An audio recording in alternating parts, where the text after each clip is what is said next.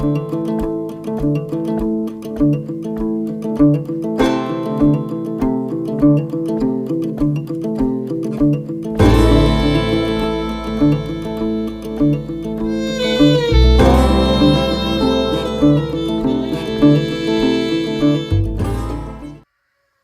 afternoon, everybody, and welcome to today's episode of Blue Ridge Off Grid. Hope everybody's having a wonderful, blessed weekend. It's been absolutely beautiful up here in the North Carolina mountains, and we had some storms last night, and we received some much-needed rain. So the garden is doing really well. It's looking really great. I did get some squash off of it today.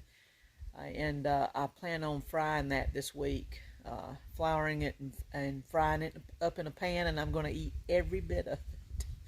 So I was lucky to get some squash today, so it's been a great day, a blessed day, blessed Sunday here in the mountains. But today I wanted to talk about hot water. I had a couple of people reach out to me about how do you have hot water living off grid. And one thing that I want to talk about within regards to hot water is that hot water is a luxury, and so many people take it for granted. And to me, hot water is considered a luxury. So the only time that I really use hot water here in the mountains is when I take a shower. So I don't use hot water to wash my hands. I don't use hot water to wash my dishes. I have a certain way of doing that, but I do use hot water when I take a shower. So, like I said, hot water is a luxury. Now, you don't have to do it the way I do it. You can have hot water all the time. So if you want to use hot water to wash your hands, you want to use hot water to wash your dishes, you can do that. There's no issue with that. The reason I consider hot water a luxury and I only use it when I take a bath is so that I can conserve propane. So I use a propane hot water heater. It's a very simple hot water heater. Those of you, if you've ever had horses or a barn with livestock, a lot of you probably use this hot water heater in your barn. So I grew up around these hot water heaters, and I researched so many hot water heaters. It was amazing how much I had researched, and this was just the most cost-effective, number one, but number two, it's the most resilient one, considering the temperatures, drastic temperature changes that we have here. So in the wintertime, it gets cold, and there's all types of propane hot water heaters out there that you can choose from, but to me, this was just the best way and the best route to go. So we're going to talk about that today, and I will be right back. So first of all, this is the way I keep my hot water heater all the time when it's not in use. I keep it covered, and I keep it covered to protect it from the weather and the elements. So whenever I decide that I want to use some hot water, I come out and I take the cover off. And I'm hoping I can do this one-handed. Yay! So I take the cover off of it. Keep it covered up. I set it there. And what you see is a Gasland propane water heater. It is a very, very, very good and resilient water heater. It really is. I love it. It's a lot of fun to hook up, and it is very simple to use. I have a 30-pound Flame King propane cylinder attached to it. I have some valves attached to it. This here is a bleed-off valve, so I can bleed it off, and I have my water line closed, so that's why the water didn't continue. My water line is here. This is my valve that turns the water on. But at any rate, this is the Gasland water heater. You can use this thing when you go camping. You can use it in barns, for livestock, if you're bathing horses. It is a very, very good little water heater, and it works great for my off-grid setup. You can adjust your temperatures, so the amount of heat that you want. You can adjust it for cold weather or hot weather, and the amount of the temperature setting that you want. So it has all of those knobs on there so that you can adjust your temperatures to your liking. Now, this thing will give you some pretty hot water. So as you can see, this time of year, I have it cut down so that it's not real hot. I don't like scalding hot water when I take a shower. I like it hot, but not excessively hot this time of year, because the outside temperature is miserable this time of year. We're in the 80s. We have humidity here. So I keep it turned down because I don't like it really, really hot. But naturally, with common sense, the hotter you like it, the more gas you're going to use every time you use it. So I like a good warm shower. And this time of year, again, because of it being hot outside, we're in our summer months, I keep it turned down. But in the wintertime, I have to go up with that setting in order for that water to get hotter. So a lot of that depends too on the temperature of your water going into that hot water heater. So naturally, if you think about it, in the wintertime, when it's really cold, it's going to take more heat for the water to heat up because that water's colder. Whereas this time of year, the water is warmer going into the water heater because it being the summer months. So again, this little water heater is less than $200. It's very resilient. It runs on 2 D-cell batteries. That is how you get the flame activation, is just from 2 D-cell batteries. And I've had this water heater in operation now for almost a year, and I haven't changed the batteries yet. So that gives you an idea of how long they last. So it gives you a temperature reading down here. If you look right there, it gives you a temperature reading whenever you turn your water on. And it automatically ignites with water flow. And that water flow can be a very low PSI. So it doesn't have to be, a really high flow of water for it to activate. It can be a really low amount of water for it to activate. Now, the one thing about this water heater that you need to keep in mind is that even though I have that bleed off valve over here, there is still a valve underneath it, underneath the water heater right here. And in the wintertime, I have to pull that plug after every use when it's really cold. So if I take a shower in the winter, nice hot shower, every time I have to come and pull that plug. And this time of year, you don't have to worry about it because, why? It's warm outside. It doesn't get cold, so I don't have to worry about pulling the plug. So, but this time of year, and I'm trying to pull it. I hadn't pulled it in a couple months, 2 or 3 months or so. So you can see a little water coming out the bottom. This is your plug that you pull out of it. So this plug has to be pulled in the wintertime when you get below 32 degrees. It has to be. Even though you put a bleed off valve on it, which is right here, you still have to pull this plug. If you don't, the water heater will freeze up inside. The water, of course, will expand, and it will mess your water heater up, and you'll have to replace it. But again, if you pull that plug every single time, you won't have a problem with this water heater. It's a great piece of equipment. Again, I looked at other models that were higher in price and features, but all propane water heaters come with the same problem, and that problem is wintertime, and also being able to vent it. You can buy propane water heaters that vent indoors. They're called ventless water heaters. This one, of course, vents at the top. It's outdoors, so I don't have to worry about venting it.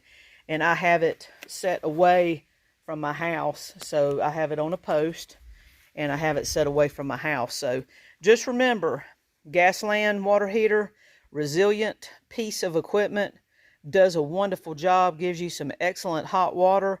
But remember, in the wintertime, between all uses, when you're below 32 degrees, you're at 32 degrees or below, pull the plug.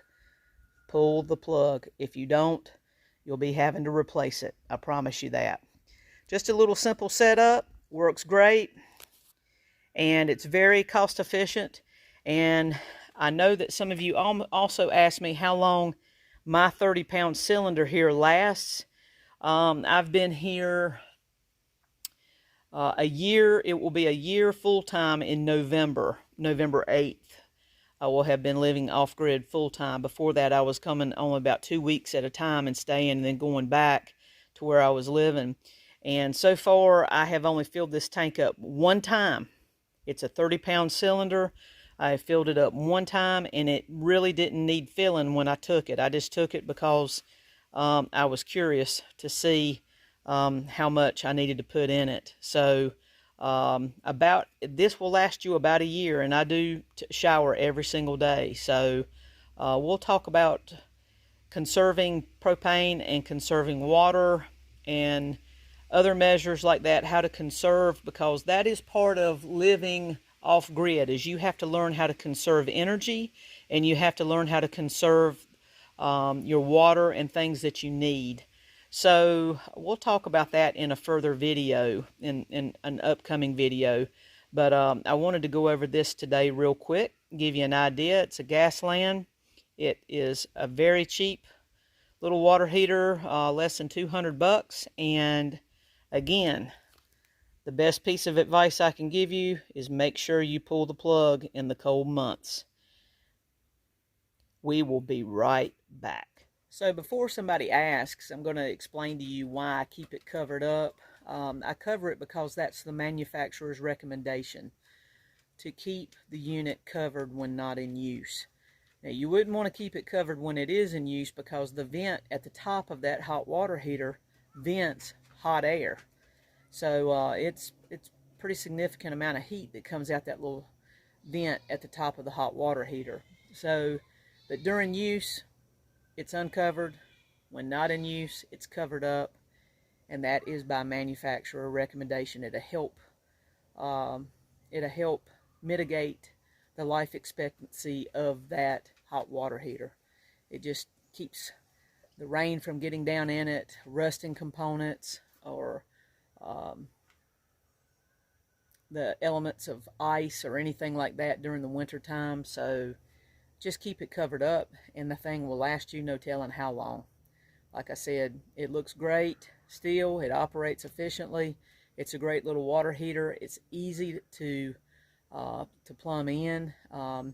It works with the PEX. I used PEX in my cabin, and the PEX is just the water line that is red and blue. It's really good water line. It's easy. I do have it insulated outside with pipe wrap and that sort of thing, and I keep the water bled out of it in the winter time. I'm able to take a shower. Everything is great. Don't have any problems with it. So I wanted to discuss that today, and just to remind you again, I'm going to say it one more time. Even though you put a bleed off valve on it like I did, you have to pull the plug when you get to 32 or below. Remember that going forward if you go that route with a Gasland water heater. Again, I'm one person. I am very conservative. I love a hot shower, and I take a shower every day.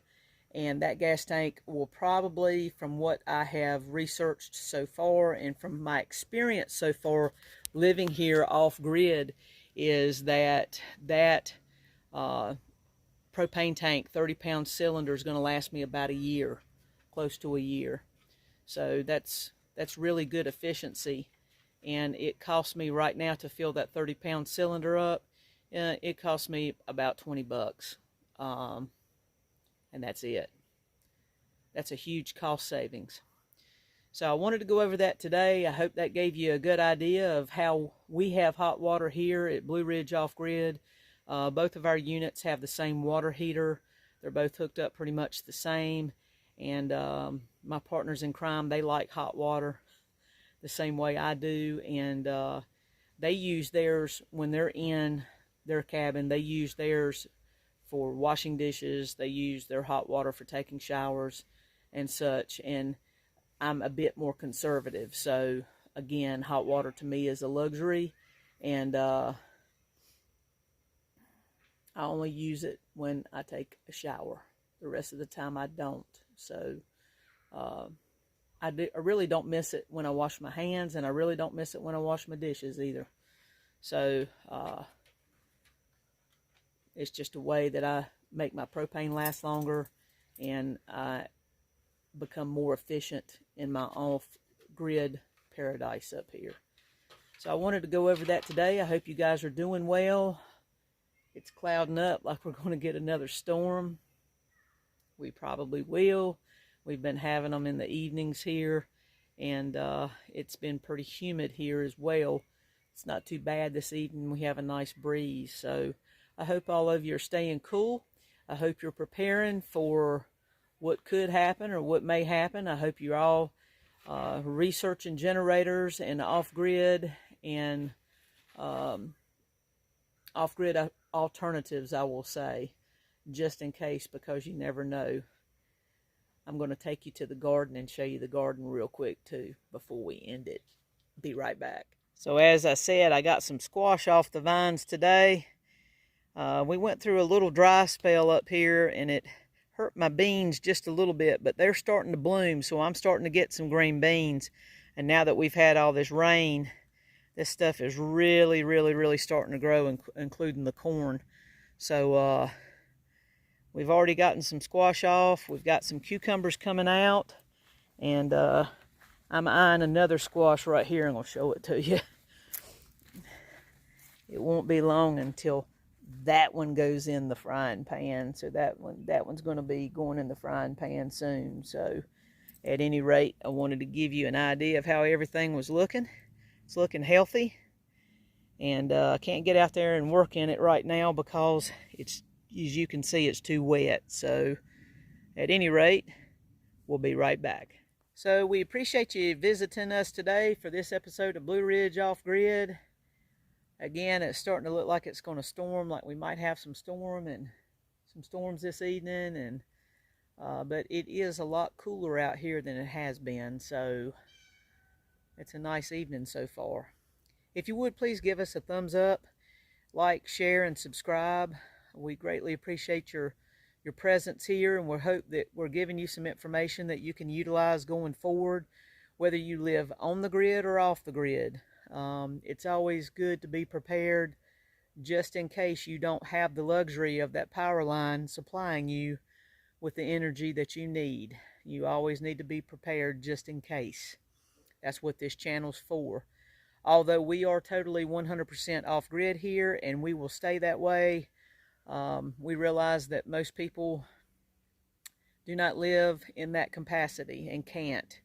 So, but it does not hurt to prepare and research off-grid living so that if in the event we have a natural disaster, maybe another war, we all don't want to even think about that being possible, another World War III, but with the way things are going, it makes you wonder if that's not what's coming. So, but if it is what's coming, you better be prepared, because energy consumption will increase, energy usage will increase, and I'm sure the powers that be will cut some of the usage that you have. They're already wanting to control your thermostat. So with that being said, going forward, that's probably going to be a thing of the future. Your thermostat will be controlled. So teach your kids how to survive, teach your kids how to grow food, teach your kids, because the way things are right now, what kind of future do they have with the inflation and the things that are going on in our world? It's better to have it and not need it than to need it and not have it. Thanks for stopping by today. We will see you soon. Talk to you later.